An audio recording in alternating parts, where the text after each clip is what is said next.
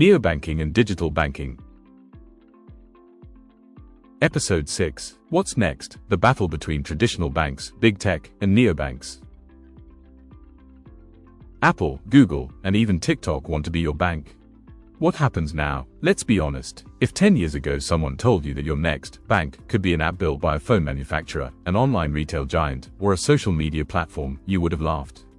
But today, that's exactly the world we're walking into. And the battle is not about branches, cards, or ATMs, it's about who controls your attention, your data, and ultimately, your financial life. This final episode is about the intense competition that's already happening in the background and what comes next. Big tech wants the front seat of your wallet.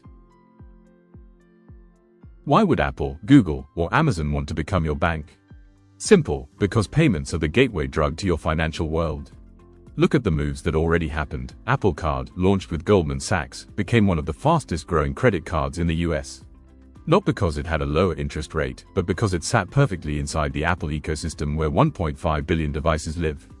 Googleplex, the checking account project with 11 banks, didn't launch, but the intent was crystal clear. Google wanted to own the user interface of everyday finances. Amazon tested small business loans for sellers and partnered with banks to power Amazon-branded credit products. If they ever go full banking, they already have 300 million active customers waiting. And then there's ByteDance, the owner of TikTok, already offering payments and financial services in Asia. If TikTok Pay goes global, imagine a world where a financial product goes viral like a dance challenge. You see where this is going. The line between bank and platform is dissolving. Traditional banks are not dead, but they're not safe. The big misconception is thinking that banks will disappear. They won't. They're too big, too regulated, too embedded in governments and economies. But their role is changing. Traditional banks are now infrastructure providers, credit engines, compliance machines, back-end custodians. Meanwhile, neobanks and big tech take the front-end experience, the app you use, the design you like, the instant features you expect. Look at the partnerships already happening. Goldman Sachs powering Apple Card. BBVA powering Uber's instant payments. Clearbank and Banking as a Service in the UK enabling fintech apps to operate without becoming banks. Stripe Treasury letting digital platforms offer accounts and financial tools without ever touching a banking license. Banks won't disappear. They'll become the invisible pipes behind products you think are not banks at all. That's the future. Neobanks need to grow up.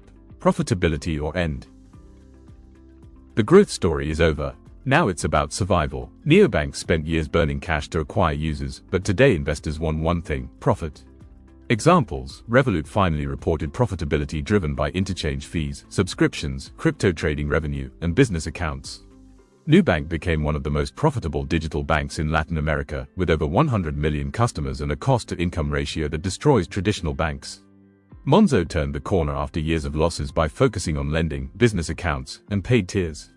Neobanks that don't reach sustainable economics will simply vanish or get absorbed. This is the consolidation wave. And it's just beginning.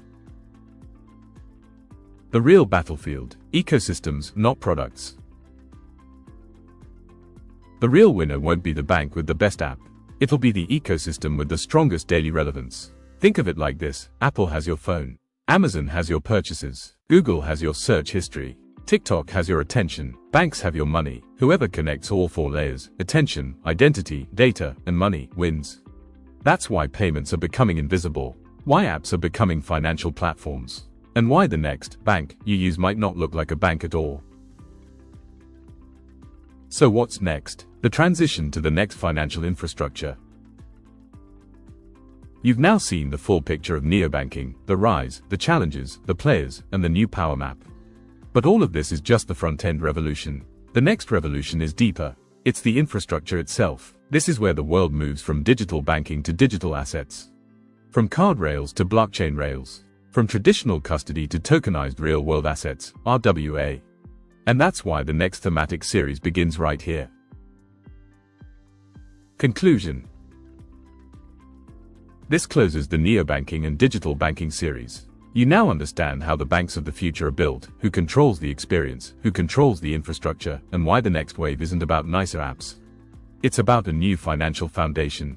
Next series, tokenization and RWA, how the world's assets move to the blockchain layer. Episode 1 drops next. And trust me, this one changes everything. Subscribe now and join the journey.